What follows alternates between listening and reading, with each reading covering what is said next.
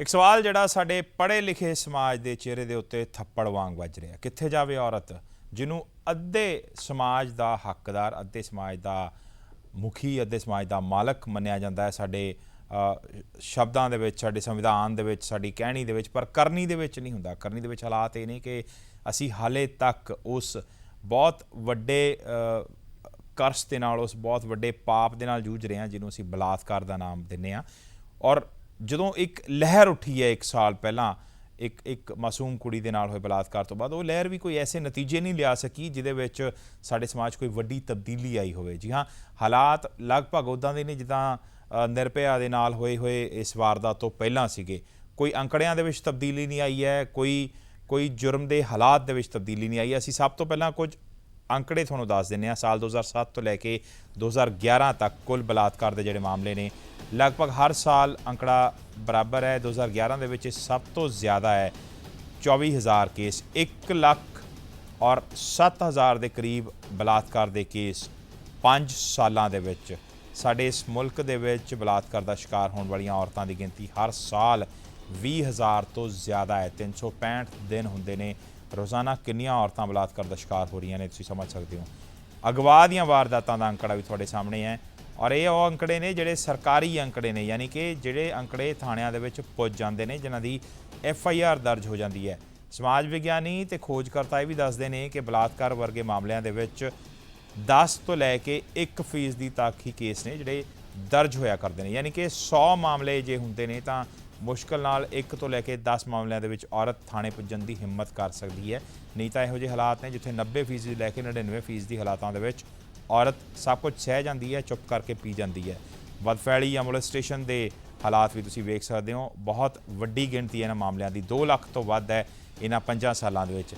औसतन 40,000 के करीब ये करतूतां हर साल सिर्फ दर्ज हुए केसां दी। मैं एक बार फिर चेता करा दियां, ये अंकड़े सिर्फ दर्ज हुए केसां दे ने, जिहड़े NCRB के अंकड़े ने। और इस तो इलावा जो कुछ होंदा है उहदे विच यकीनन एक बहुत वड्डी गिनती होनी है जिहड़े केस दर्ज नहीं हुए। शरीरक शोषण के मामले बहुत घट गिनती दिख रही है, पर क्योंकि आम तौर पर मामले दफ्तरां दे विचों उठदे ने या काम करन वाले खेतर चों उठदे ने, तां नौकरियां दे बचाउण दा दबाव औरत दे उत्ते ज़्यादा हुंदा है। इस करके मामलों की गिनती फिलहाल जिहड़ी घट नज़र आ रही है, और असली मामले मन्निया जांदा कि इस तो कई गुणा वध हो सकते हैं। सो क्यों साडा समाज तब्दील नहीं हो रहा?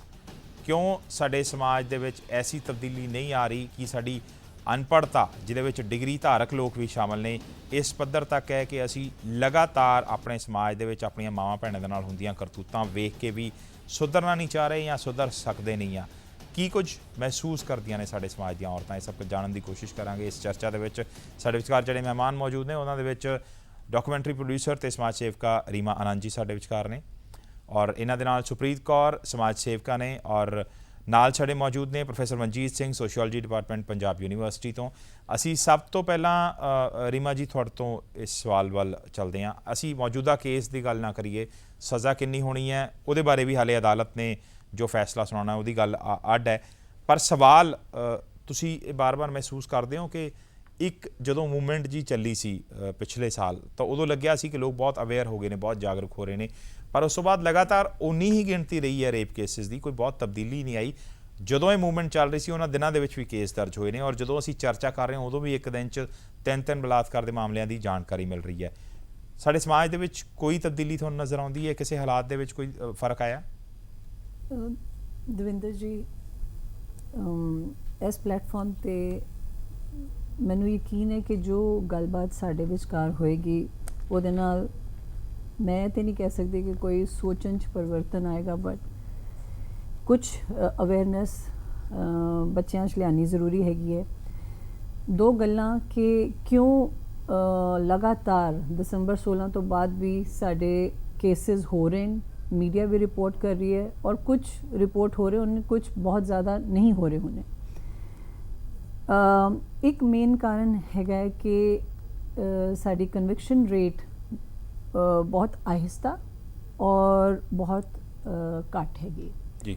जे साडा हुण जिहड़ी अमेंडमेंट करके फास्ट ट्रैक लैके आए हैं, वो ही फास्ट ट्रैक जिहड़ा हैगा 10 ਮਹੀਨਿਆਂ 'ਚ ਜੇ ਸਾਨੂੰ ਵਰਡਿਕਟ ਮਿਲਦਾ ਹੈ, ਕੋਈ ਫਾਸਟ ਟਰੈਕ ਨਹੀਂ ਮੰਨਿਆ ਜਾਏਗਾ। ਜੀ ਤੇ ਬਹੁਤ ਜ਼ਿਆਦਾ ਇਹ ਵੇਖਿਆ ਗਿਆ ਹੈ ਕਿ ਕ੍ਰਾਈਮ ਕਰਕੇ ਜਾਂ ਰੇਪ ਕਰਕੇ ਕਿਉਂਕਿ ਰਜਿਸਟਰ ਨਹੀਂ ਹੁੰਦੇ ਕੇਸਿਸ ਤੇ ਉਹਨਾਂ ਨੂੰ ਬੜਾਵਾ ਮਿਲਦਾ ਹੈ, ਜਿਹੜੇ ਰੇਪਿਸਟ ਹੁੰਦੇ ਨੇ, ਬਿਲਕੁਲ।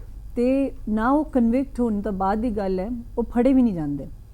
ਸੋ ਮੇਰੇ ਵਿਚਾਰ ਵਿੱਚ ਜੇ ਅਸੀਂ ਜਲਦੀ ਕੋਈ ਵਰਡਿਕਟ ਸੁਣਾਈਏ, ਕੋਰਟ ਜਲਦੀ ਆਪਣਾ ਕੇਸ ਸੁਣਾਉਂਦਾ ਹੈ, ਤੇ ਉਹਦੇ ਨਾਲ ਔਰ ਖਾਸ ਕਰਕੇ ਜਿਵੇਂ ਦਸੰਬਰ 16 ਨੂੰ ਲੈ ਲਓ, ਰੇਅਰ ਆਫ ਰੇਅਰ ਕੇਸਿਸ ਹੈਗਾ ਜਿਹਦਾ ਜੇ ਐਸੇ ਕੇਸ ਵਿੱਚ ਇੱਕ ਡੈਥ ਪੈਨਲਟੀ ਸੁਣਾਈ ਜਾਏ, ਮੈਨੂੰ ਪੂਰਾ ਯਕੀਨ ਹੈ ਕਿ ਕੇਸਿਸ ਦੀ ਫ੍ਰੀਕੁਐਂਸੀ ਕੁਆਂਟਮ ਥੱਲੇ ਆਏਗਾ, ਜ਼ਰੂਰ ਆਏਗਾ। ਸੁਪ੍ਰੀਤ, ਮੈਂ ਤੁਹਾਡੇ ਤੋਂ ਜਾਣਨਾ ਚਾਹੁੰਦਾ, ਬਚਾਅ ਪੱਖ ਦੇ ਵਕੀਲ ਨੇ ਜੱਜ ਨੂੰ ਇਹ ਸਵਾਲ ਪੁੱਛਿਆ ਹੈ ਕਿ ਜਦੋਂ ਪਹਿਲਾਂ ਦੇ ਇਨਸੀਡੈਂਟਸ ਵਿੱਚ ਫਾਂਸੀਆਂ ਸੁਣਾਈਆਂ ਗਈਆਂ ਨੇ, ਬੇਸ਼ੱਕ ਇੰਦਰਾ ਗਾਂਧੀ ਦੇ ਕਾਤਲਾਂ ਨੂੰ ਫਾਂਸੀ ਸੁਣਾਈ ਗਈ ਹੈ, ਤਾਂ ਕਿ ਉਸ ਤੋਂ ਬਾਅਦ ਸਿਆਸਤਦਾਨਾਂ ਦੇ ਕਤਲ ਬੰਦ ਹੋ ਗਏ ਨੇ।